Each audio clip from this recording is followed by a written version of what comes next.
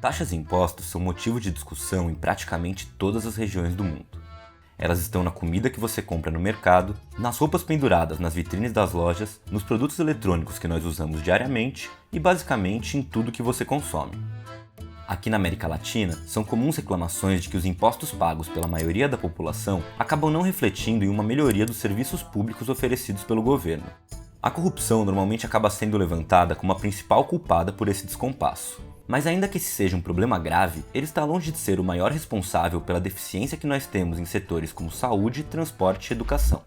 No centro da dificuldade dos estados em manter a qualidade dos serviços públicos está uma extrema desigualdade na forma como os impostos são cobrados, um cenário que afeta diretamente nosso poder de arrecadação e ajuda a perpetuar o quadro de desigualdade social que nós vemos em toda a América Latina. Então por que, mesmo com tantos impostos pagos pelos trabalhadores, a situação dos serviços públicos segue tão precária? O que faz com que o nosso modelo de tributação seja um dos mais desiguais do mundo, e como uma mudança na forma que os impostos são cobrados poderia ajudar a combater as desigualdades e, ao mesmo tempo, melhorar a situação econômica da América Latina.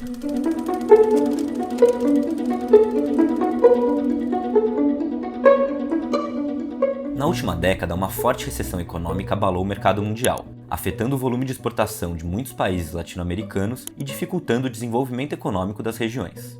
Para contornar a crise, o discurso que passou a imperar em grande parte dos países foi o da austeridade. Ou seja, como o poder de arrecadação dos estados foi prejudicado, a solução para equilibrar as contas estaria no corte dos gastos públicos, como saúde, educação e a previdência social. No Brasil, o governo anunciou uma lei que estabelece um teto de gastos que não poderá ser alterado até 2036, congelando os investimentos do poder público por 20 anos. Na Argentina, uma polêmica reforma da Previdência foi aprovada contra a vontade de milhares de manifestantes e grandes protestos nas ruas do país. E no Equador, o governo de Lenín Moreno anunciou um programa de privatizações e cortes de recursos estatais para reduzir o déficit fiscal do país. O que essas medidas têm em comum é que todas olham apenas para um lado da balança das contas públicas, o corte de despesas. Por outro lado, a possibilidade de atingir um maior equilíbrio financeiro a partir do aumento do poder de arrecadação ainda é pouco debatida. E isso tem um motivo. Aumentar a arrecadação significa inevitavelmente falar do impopular aumento de impostos.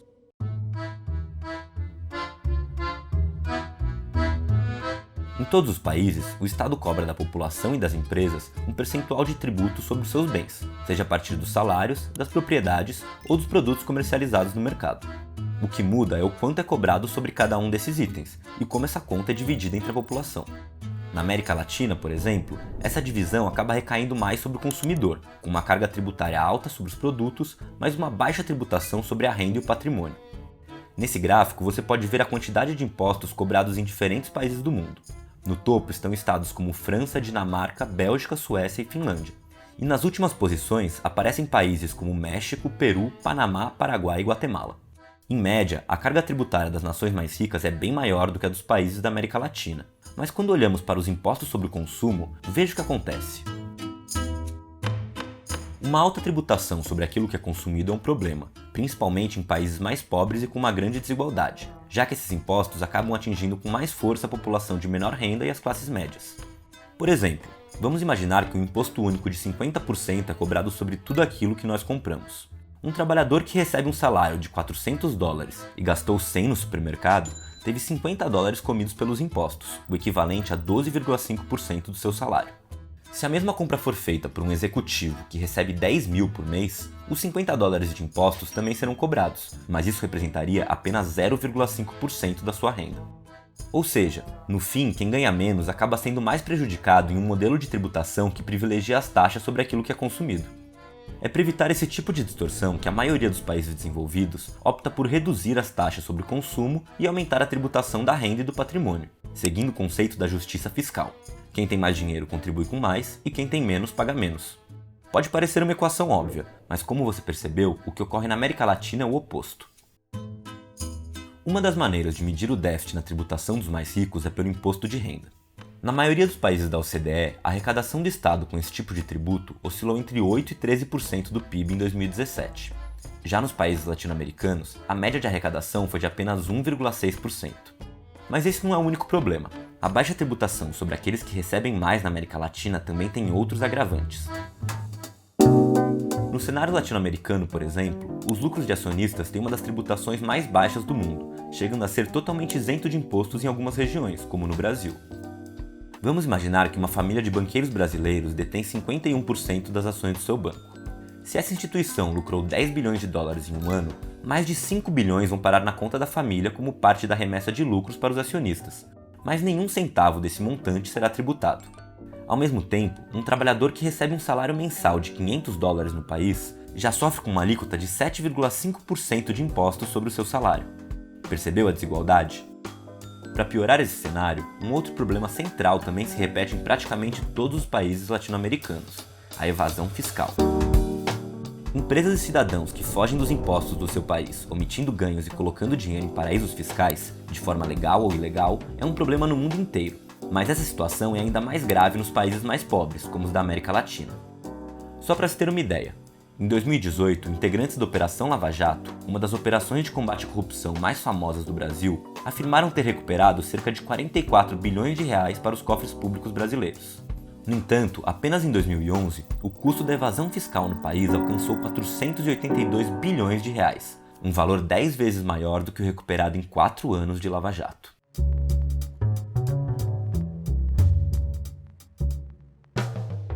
Com problemas tão graves na forma como funciona a tributação por aqui, é natural que debates sobre a necessidade de uma reforma no setor começassem a pipocar em movimentos sociais, nos sindicatos, na academia e na sociedade como um todo.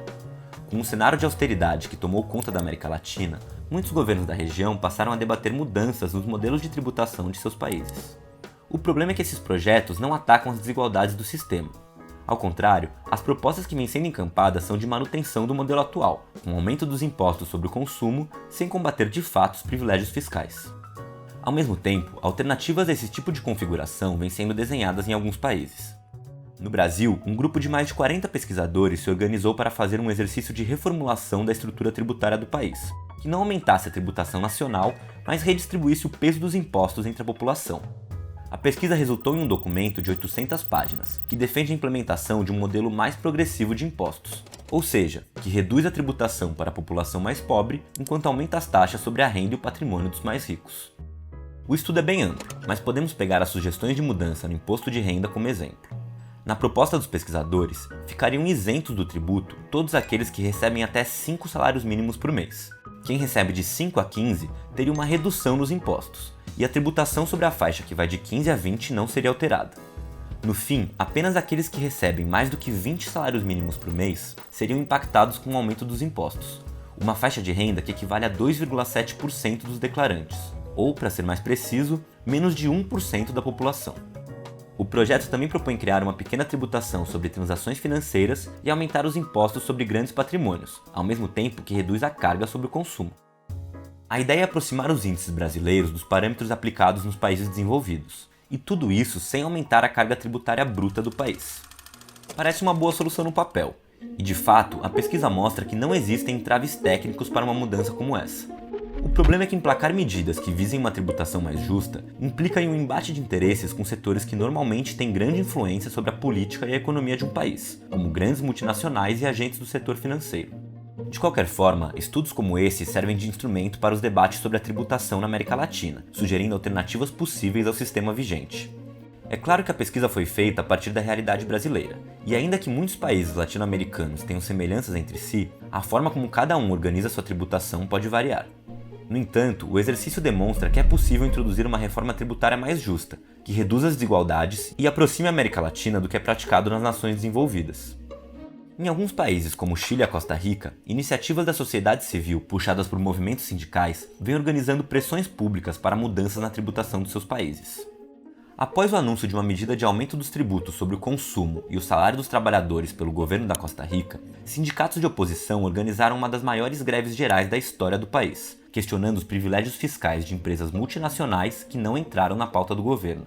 Já no Chile, sindicatos filiados à Internacional de Serviços Públicos organizaram uma grande campanha contra propostas do governo Piñera que caminham no mesmo sentido: aumento da tributação dos mais pobres e manutenção dos benefícios de empresas e multinacionais.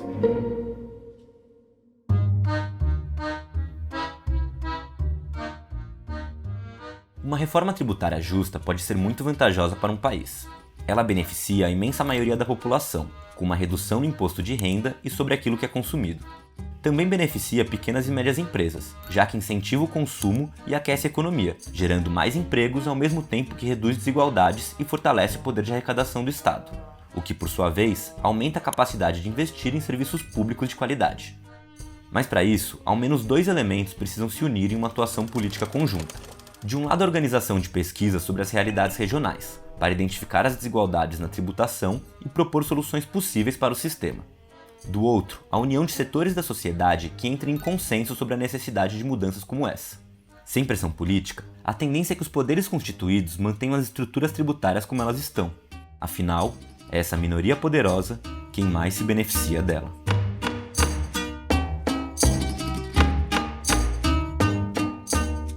Gostou do vídeo?